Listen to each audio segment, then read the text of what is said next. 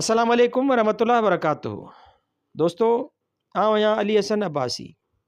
किताब आहे चंद्र विसामी वियो, कहाणियूं लेखक अमर जलील। छापो पहिरियों मार्च 2009 ईस्वी, छापो ॿियों जनवरी 2011 ईस्वी, छापो टियों 2014 ईस्वी।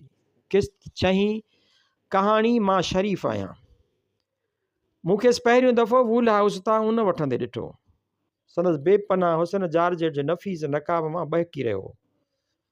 मां दुकान में घिड़ी वियुसि ऐं संदसि पासे वारे काउंटर वटि अजायो टेरेलिन जूं कमीसूं ॾिसणु लॻुसि। उहा उन मुंतख़ब करणु लॻी ऐं मां वक़्तु काटण लाइ दुकानदार सां बहस करणु लॻुसि त टेरेलिन खां नायलॉन जूं कमीसूं वधीक बहितर आहिनि। हिन मुंहुं वराए मूं ॾांहुं ॾिठो ऐं पोइ पंहिंजी साहेड़ीअ सां कुझु सरगोशी करे मुरकी ॾिनाई। बिल चुकाइण लाइ हिन पर्स खोलियो ऐं मां खां अॻु बहस ख़तमु करे दुकान तां लही आयुसि। मां शोकेस वटि संदसि इंतज़ारु करणु लॻुसि। कुझु देरि खां पोइ ॿई दुकान खां ॿाहिरि आयूं ऐं हिन जी निगाह मूं ते पई ऐं वरी बि पंहिंजी साहेड़ीअ सां सरगोशी करे अॻिते हली वई। ॿई ॼणूं एल्फीअ खां हर बाज़ार ॾांहुं फिरी वयूं। मूं विछायल ॼार वेहणु न चाहियो। लिफ्ट काफ़ी हुई ऐं हींअर कीॿाइणु नामुमकिन हो।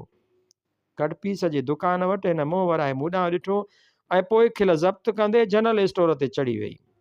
संदसि साहेड़ीअ पिणु मूं ॾांहुं ॾिसी ज़रे घटि टहिकु ॾिनो। डप ड्राव वेंदो रहियो। मां पिणु अखियूं पूरे दुकान में घिड़ी वियुसि। संदन पासे वारे काउंटर ते अची बीठुसि। दुकानदार खां हिकु शीशी पॉन्ड्स ऐं हिकु कोलेबरी कोल्ड क्रीम वठी वरी बि हस्बे आदत बहस शुरू कयमि। दुकानदार खे मुख़्तलिफ़ मिसाल ॾेई क़ाइल करणु लॻुसि त पॉन्ड्स जूं क्रीमूं कोलेबरीअ खां बहितर आहिनि, पर मर्कोलाइज़्ड वैक्स जो जवाबु न आहे। मां बहस कंदे ड्रैग ॾींदो ॿिन्ही छोकिरियुनि खे वेझो थींदो वियुसि। केतिरे में ॿिया कुझु ख़रीदार दुकान में दाख़िल थिया। सेल्समैन उन्हनि ॾांहुं रुजू थियो ऐं मूं मौक़े जी नज़ाकत जो फ़ाइदो वठंदे छोकिरीअ खे भरपूर निगाह सां ॾिठो। उहो कुझु देरि मूं ॾांहुं हैरत में ॾिसंदी रही ऐं मुर्ख संदसि चपनि खां मोकिलाए वई ऐं संदसि निगाहूं रुमाल, सेंट ऐं संदसि साम्हूं काउंटर ते रखियल सामान ते झुकी वयूं। उहा सूरत शकिल ऐं हर ज़ाविये खां पढ़ियल लिखियल ते नज़र आई। मूं दिलि में 2-3 अंग्रेज़ी जुमिला मुहबत जे इज़हार करण लाइ तराशिया। सोचियुमि त चवांसि, तुंहिंजे हुस्न मूंखे घाए विधो आहे, पर जुमिलो बिल्कुलु पसंदि न आहे। बिल्कुलु अहमकाणो अंदाज़ हो। पोइ सोचियुमि त चवांसि, तुंहिंजे हुस्न करे हीअ रोशनी आहे, पर उहो बि को ख़ासि अंदाज़ न हो। भला अहिड़े नमूने मुहबत जो इज़हार कीअं थो करे सघिजे? ऐं पोइ नेठि हिकु जुमिलो सम्झ में आयो। पक हुयमि त हूअ बि ॿुधण खां पोइ मुंहिंजी मुहबत में बेचैन थी उथंदी।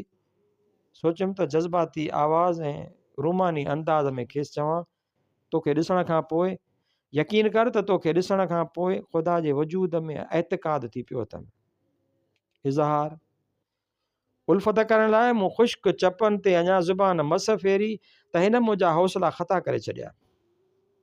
मूंखे मुंहिंजे घरू नाले सां मुखातिब थी चयाईं, मां मिसिस मुश्ताक आहियां। काल्ह बि तव्हां असां वटि चांहि पीती हुई।